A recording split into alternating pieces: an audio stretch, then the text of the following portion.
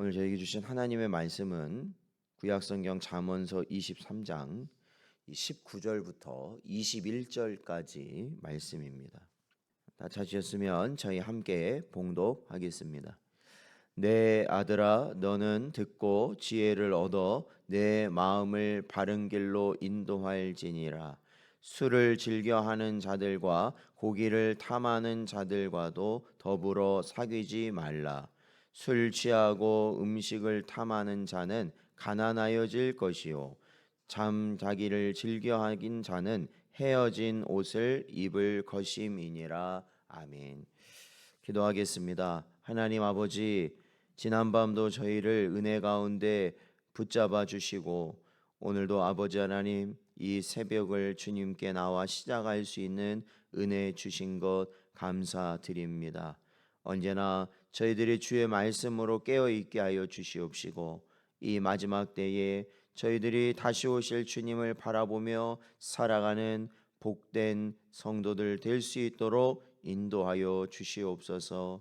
간절히 바라옵고 예수님의 이름으로 기도하옵나이다. 아멘.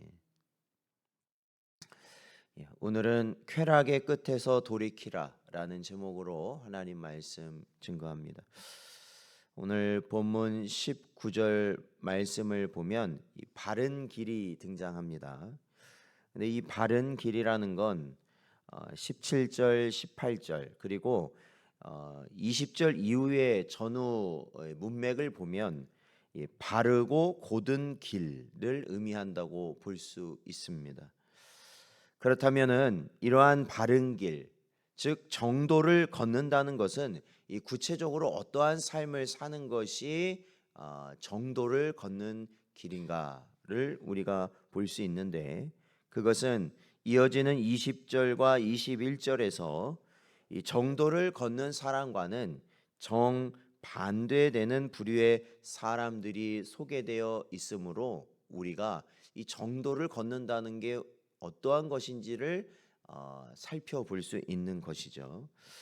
오늘 우리는 그러한 사람들의 모습을 보면서 이 바른 길을 걷는 삶이 어떤 삶인지를 저희가 보고자 합니다.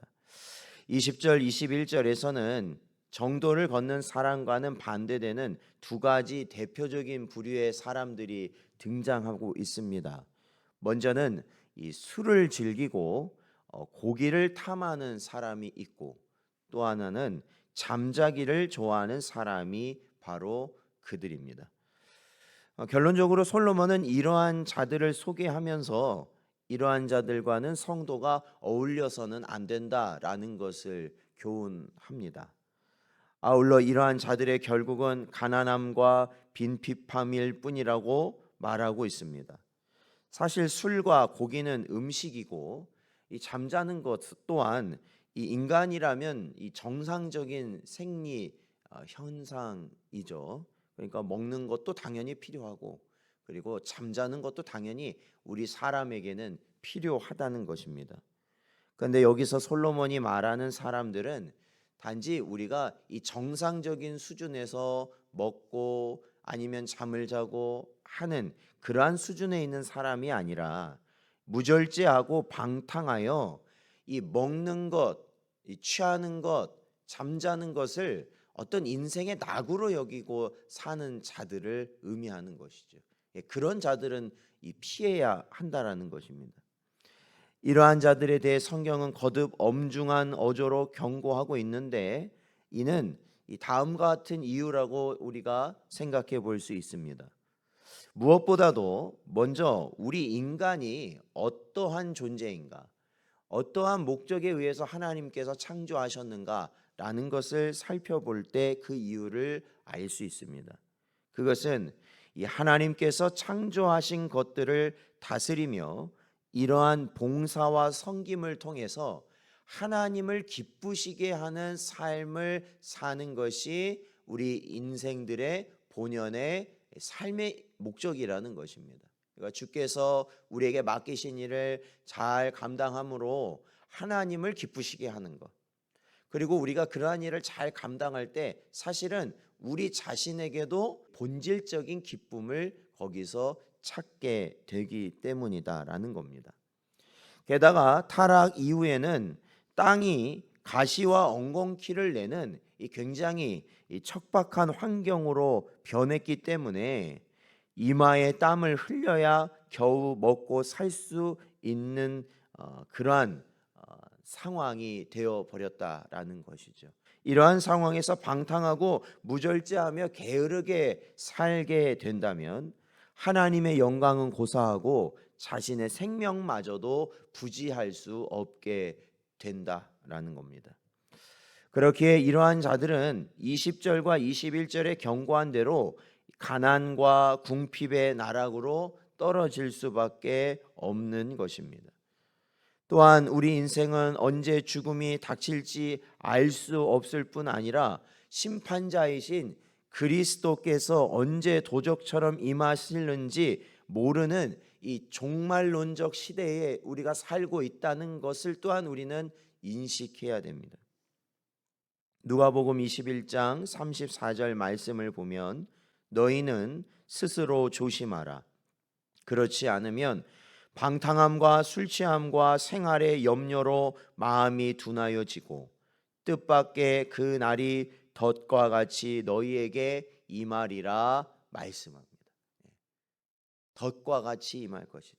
그렇죠? 덫은 어디에 있는지 모르잖아요. 아무 어디에 있는지 모르고 다니다가 걸리게 되는 그러한 순간이 오는 것처럼 주님의 다시 오심도 그와 같다라는 것입니다. 그렇기 때문에 이러한 상황에서 우리 인간은 언제 죽음이 닥쳐도 후회가 없도록, 또 언제 주님께서 오실지라도 부끄러운 모습을 보이지 않도록 항상 깨어 준비하고 있어야 하는 것입니다. 저희가 이 새벽에 모여 기도하고 또한 예배, 주중에 예배에 힘쓰고 또한 우리가 주일을 온전히 지키기 위해서 우리가 애쓰고 하는 그러한 모습들이 사실은 무엇이냐? 깨어 있기를 원하기 때문에 그렇습니다. 어떤 다른 종교에 열심이신 분들도 있잖아요. 열심이신 분들도 있는데 그분들은 우리 교회 다니는 사람들이 새벽 매일같이 새벽 기도에 간다, 수요일 날 간다, 금요일 날 간다, 주일은 또 하루 종일 있는다, 이 말 듣지 않습니까? 놀랍니다. 뭘 그렇게 자주 가냐는 겁니다. 뭘 그렇게 자주 가냐? 아니, 왜 그렇게 자주 가냐는 거죠. 아니 그냥 기념일이 있으면 가고 생각나면 가고 마음의 위로를 얻으려면 가고 그러면 되는 것이지 뭘 그렇게 바쁘게 꼭 굳이 그렇게 가야 되냐는 것이죠. 그러나 여러분, 사람을 제대로 이해했다면 그래야만 하는 것이고 더 그래야만 하는 것입니다. 왜? 우리 인생이 깨어 있으려면 그래야 된다는 것입니다. 조금이라도 우리가 육신의 요구를 이겨내고 하나님이 원하시는 길을 가려면 주님 앞에 나오고 말씀을 듣고 기도하며 우리가 죄의 길로 가지 않기 위하여 몸부림칠 수밖에 없는 것이 우리 인생이라는 겁니다. 죄로 물든 우리 인생이에요. 그래서 사랑하는 성도 여러분, 이 무절제하고 방탕하며 게으르고 이 육신의 쾌락만을 도모하는 자들은요, 금생에서뿐만 아니라 내생을 생각할 때 이들은 아무리 살았다고 하지만 이미 죽은 자들과 같다라는 것입니다. 마치 죽음을 향해 달려가는 브레이크가 고장난 자동차와 같은 운명이라는 것이에요. 멋지고 빠르게 달리는 것 같지만 결국에는 멈출 수 없어 큰 사고를 당하게 된다라는 것입니다. 사랑하는 성도 여러분, 우리는 오늘 말씀을 통해 정도에서 벗어난 삶을 사는 자들을 저희는 생각해 보았습니다. 그러니까 어떻게 보면 그들과 반대로 사는 것이 정도의 길을 간다라는 것이죠.